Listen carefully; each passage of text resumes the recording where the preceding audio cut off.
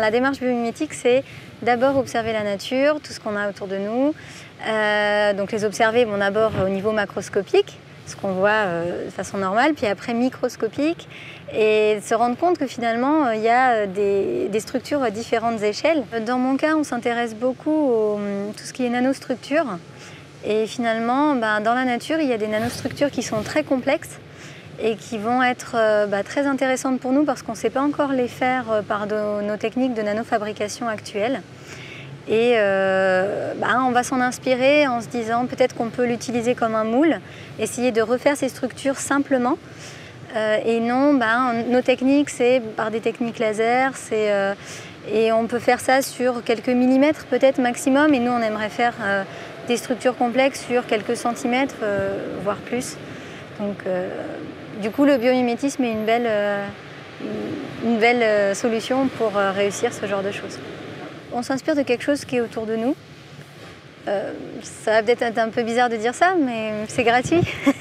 Il y a juste à observer. Puis finalement, on se rend compte aussi de toute la richesse qu'on a autour de nous. Moi, je travaille sur des papillons tropicaux, entre autres. C'est mon sujet principal. Donc c'est des papillons qui s'appellent les morphos, qui sont caractérisés par une couleur bleu métallique.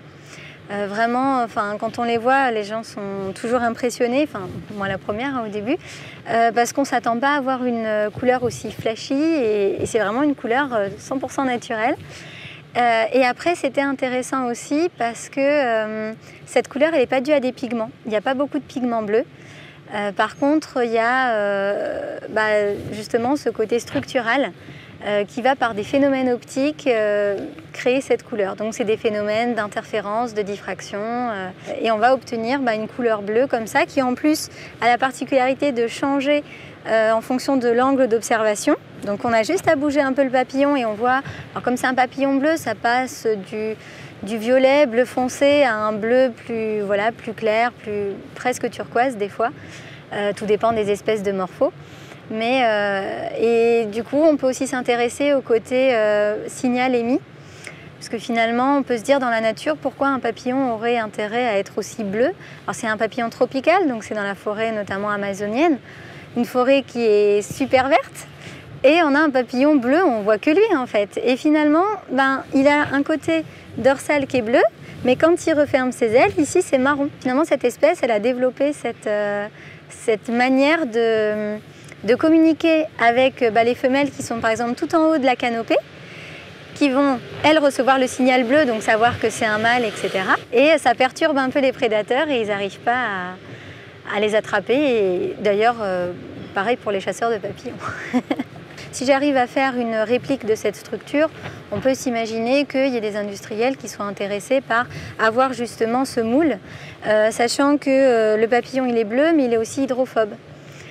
On peut se dire que l'avantage, c'est que pour un pare-brise de voiture, par exemple, s'il pleut et qu'il n'y a aucune goutte qui laisse de traces, l'eau est éjectée quasiment instantanément, pour la visibilité, ce serait génial.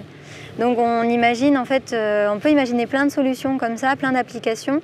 Après, il faut réussir à faire la réplique, il faut réussir ensuite à l'adapter aux différentes conditions. Si ça peut être développé dans un centre comme ça, si ça peut être mis en avant, c'est toujours bon à prendre pour le biomimétisme et pour la recherche en général, parce que ça fait plus de contacts, plus d'idées. Plus on est nombreux, plus on a des idées, donc ça c'est plutôt bien. S'il y a vraiment un pôle recherche qui est fait là-bas, oui, ça peut être très intéressant s'ils ouvrent des postes par exemple, même juste s'ils proposent des tests, s'ils proposent des post-docs, c'est intéressant parce que moi je resterai dans le biomimétisme. Ce qui n'est pas toujours évident à trouver un sujet en fait en biomimétisme parce que en France, en cherchant, peut-être que j'ai mal cherché, mais j'ai pas trouvé beaucoup de laboratoires qui faisaient ça. Et donc forcément, si on veut vraiment se cantonner juste à ça, ça peut être bien qu'il y ait un nouveau centre de recherche qui ouvre et avec d'autres possibilités, d'autres postes, d'autres gens à contacter.